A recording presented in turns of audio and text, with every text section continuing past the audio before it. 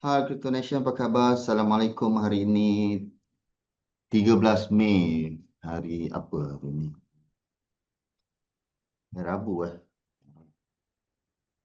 Crypto Nation, apa khabar? Assalamualaikum. Hari ini 13 Mei 2026, hari Rabu. Saya nak sembang sikit berkenaan dengan apa ni? Clarity X yang sana sini duk heboh kan? Yang mana akan dibentangkan atau dibicarakan besok 14. So, saya nak explain sedikit lebih kuranglah cara kampung berkenaan dengan Clarity Act ni. Dulu kalau kita tengok dunia kripto ni, dia bergerak macam Wild Wild West macam tu. Tak ada peraturan, tak ada undang-undang yang spesifik. Ada duit, ada teknologi, dan dia ada innovation. Tapi dia punya undang-undang tak ada. Undang-undang dia kabur. Tidak ada satu spesifik undang-undang berkenaan dengan kripto dan blockchain. Okay. Dan kalau kita tengok cycle yang lepas, SC duk ambil tindakan dekat situ, dekat sini kan. Kadang-kadang SEC, apa ni, US Security and Exchange Commissions cakap yang coin tu adalah coin security. Lepas tu Commodity Futures Trading Commission pula cakap yang ni adalah commodity. Jadi kita sebagai retailer ni agak blur lah. Yang mana satu pun aset yang sama tapi SEC cakap ni adalah security. Lepas tu Commodity Futures Trading Commission pula cakap yang ni adalah commodity.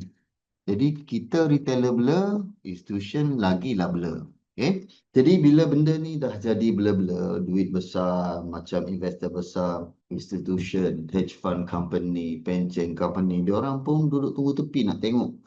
Nak tengok dengan jelas dekat mana ni. Sebab institution ni dia bukan macam retail. Retail kita boleh gamble, kita boleh masuk apa-apa naratif saja yang kita nak masuk. Tapi institution ni, dia orang kena fikir ada compliance ketat, regulation macam mana, liability dia macam mana, shareholder dan projek tu siapa, ada audit ketat, lepas tu dia punya legal risk macam mana. Okay? Jadi sebab itulah selama bertahun-tahun ramai yang rasa kripto ni adalah satu benda yang besar. Tetapi sebenarnya major institution punya capital dia orang belum masuk sepenuhnya lagi. Dia orang tengok je. Sebab tu kalau kita tengok daripada cycle yang lepas, market cap kripto adalah lebih kurang dalam 3 trilion, 3.1 trilion macam tu kan. Cycle lepas, saya ingat saya masa saya mengajar 2016 tu, market cap kripto dekat-dekat 3 trilion dan masa tu projek lebih kurang ada dalam 50,000 projek macam tu. Dan sekarang cycle ni ada lebih daripada 100,000, tak silap saya hampir 1 juta projek yang ada dalam dunia kripto sekarang. Tapi kalau kita tengok market cap dia masih tidak melebihi 3 trilion, betul tak?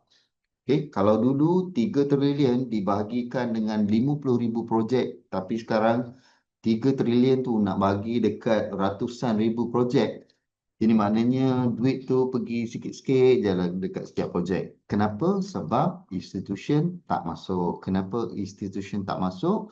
Sebab tidak ada undang-undang yang jelas. Okay? Jadi hari ini kita nak bincangkan, saya nak share berkenaan apa sebenarnya Clarity Act ni.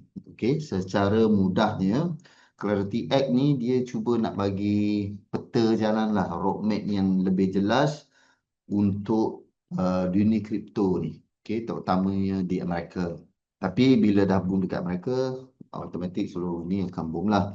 Okay? Jadi Clarity Act ni nak tentukan siapa regulate apa. Tak adalah dia orang bergaduh kan.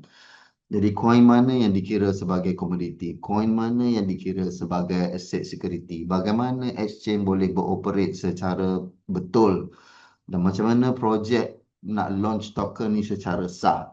Jadi pendek cerita, dia cuba tukar kripto ni daripada grey area, area yang kelabu tu menjadi satu industri yang lebih rasmi. Sesuailah dia sebagai aset pelaburan yang terbaru. Okey.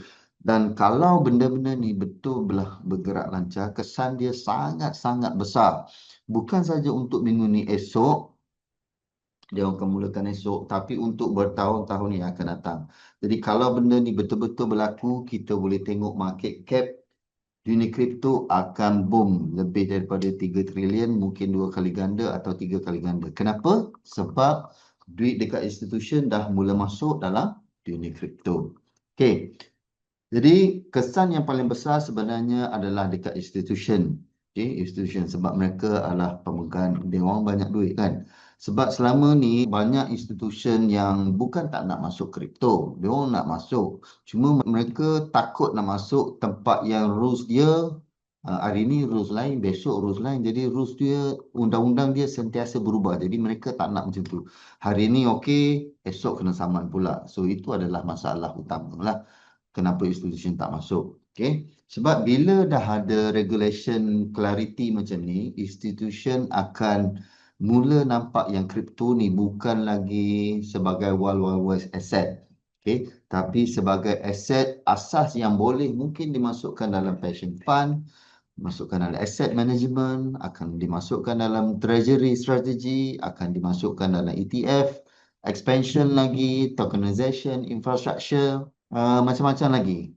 Okay? Dan bila duit institution dah mula rasa lebih selesa dalam kripto, liquidity dalam market ni boleh berubah dengan wujud seperti yang saya cakap tadi lah. Dan suka saya nak maklumkan, ramai retailer dekat sini salah faham. Mereka ingat bila regulation, market akan jadi bearish. Sebenarnya tidak semestinya macam tu. Kalau kita tengok untuk jangka masa pendek, mungkin ada wujud sedikit perasaan takut. Okay? Sebab market kripto ni, dia asalnya bukan bebas. Dia bukan dikongkong, bukan centralized, dia decentralized. Tidak ada orang tengah, transaction peer-to-peer macam tu. Tapi untuk jangka masa panjang, nak tak nak, kita tak boleh lari. Sebab ini adalah adoption yang terbesar dalam dunia kripto. Nak tak nak, kripto terpaksa hadap benda ni. Okay? Untuk jangka masa panjang, institution perlukan regulation ni untuk masuk dengan lebih agresif. Bila institution masuk lebih agresif, market cap dia akan jadi makin bertambah besar. Tapi ada sisi lain yang ramai tak nampak. Okay? Bila regulation ni makin jelas, market juga akan jadi makin matang lah. Seperti yang saya bagi tahu daripada sejak 2017 lagi, kripto ni akan ambil masa selama 20 tahun lagi untuk matang. So, siapa yang masuk kelas saya daripada 2017, saya ada bagi tahu 20 tahun, bermula daripada 2009. Jadi 2029 ni kripto akan matang. Jadi ini adalah salah satu langkah-langkah ke arah menuju kematangan. Okay? Jadi maksud dia dekat sini, maksudnya cycle akan berubah.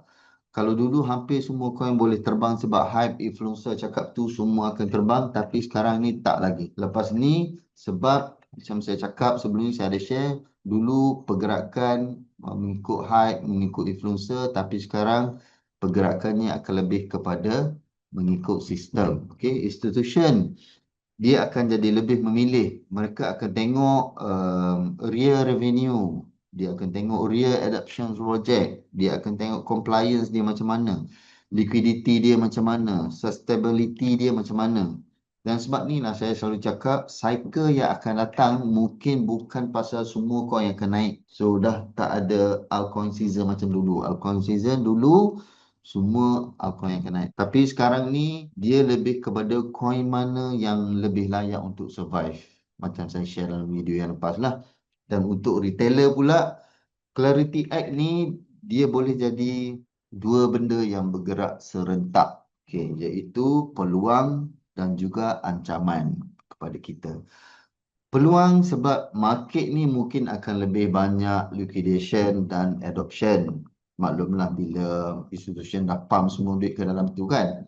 Ancaman pula sebab market akan jadi lebih kompetitif. Okay, retail ni yang masih trade ikut style high semata-mata mungkin rasa susah nak survive sebab bila smart money mula dah menjadi dominasi dalam flow market, so coin-coin yang hype ni susah lah nak survive. Dan secara jujurnya saya rasa ramai yang masih belum nampak betapa besarnya jika Clarity Act ni lulus, betapa besarnya perubahan yang akan berlaku.